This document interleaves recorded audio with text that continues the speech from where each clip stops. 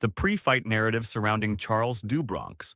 Oliveira was not merely a marketing campaign, it was a religious fervor, a testament to the human need for a romantic, improbable hero in a sport increasingly dominated by cold, hard data.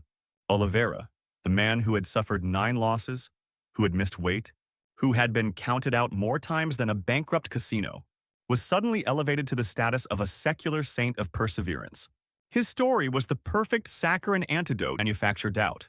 They were paid to be wrong, or at least to be dramatically uncertain. The central thesis of the failed punditry was the belief in the Oliveira X factor. They spoke of his killer instinct, his unpredictable nature, and his ability to snatch victory from the jaws of defeat.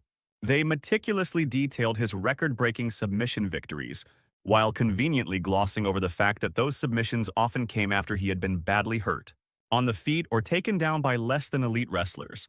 They treated his defensive liabilities as offensive opportunities, a bizarre, inverted logic that only makes sense in the echo chamber of fight promotion.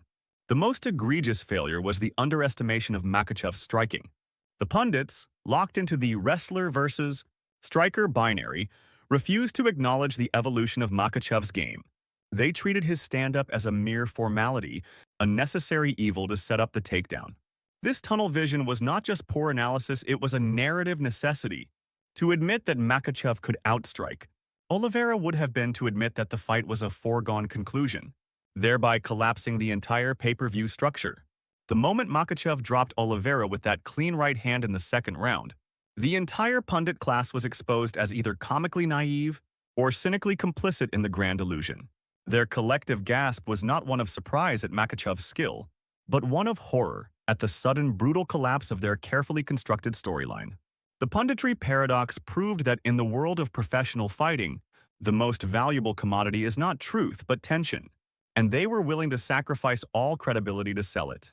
The result was a victory for the cold, hard facts of the sport, and a humiliating defeat for the entire apparatus of manufactured drama. Opening bell of the UFC 280 main event was not a call to action. It was the starting gun for a funeral procession. For a fleeting microsecond of time, perhaps the first 15 seconds the romanticists among us dared to believe, Oliveira, with his characteristic, almost frantic energy, bounced on the balls of his feet, throwing out a few tentative kicks, the kind of strikes that are more a declaration of intent than a genuine threat. This was the false dawn, the brief, shimmering mirage of a stand-up war that the casual fan had paid their exorbitant PPV fee to witness. Makhachev, however, moved with the glacial, unhurried certainty of a geological event. There was no wasted motion, no theatrical posturing. His stance was low, his eyes locked, and his movement was a calculated, forward-moving pressure. He was not engaging in a striking contest, he was simply closing the distance. Every step was a negation of Oliveira's space, a quiet, mathematical dismantling of the Brazilian's striking range. The moment Oliveira threw a lazy lead hook, Makhachev was already inside, initiating the clinch.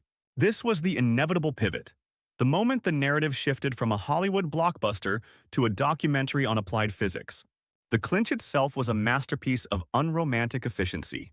It was not a struggle, it was a demonstration of superior leverage and weight distribution.